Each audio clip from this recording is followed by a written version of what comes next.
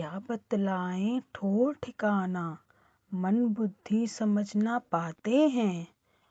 अरबों नाद करोड़ों बाजे, गीत तेरे ही गाते हैं। राग भैरवी ताल है देता, कैसा नाच रहा मल्हार। देव देवियों हंस हंस गाएं, धर्मराज ने छोड़ी तार। अणसण तीरथ बंदन करते, परियां छेड़े सुर और तान।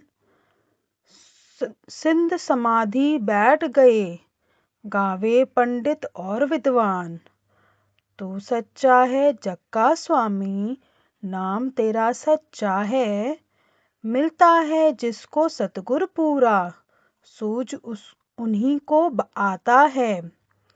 जो कुछ भी है तू ही तू है, रचना खूब रचाई है। कहे अवतार दास में सबका, प्रभु की मान बढ़ाई है। इस शब्द में कहा गया है कि प्रभु का ठोर ठिकाना ना तो मन समझ पाता है ना बुद्धि। उसकी महिमा अनंत है। असंख्य नाद बाजे और गीत केवल उसी प्रभु की स्तुति कर रहे हैं। कभी राग भैरवी में, कभी मल्हार में, अलग अलग तालों में सारा संसार मानो उसी के आनंद में नाच रहा है।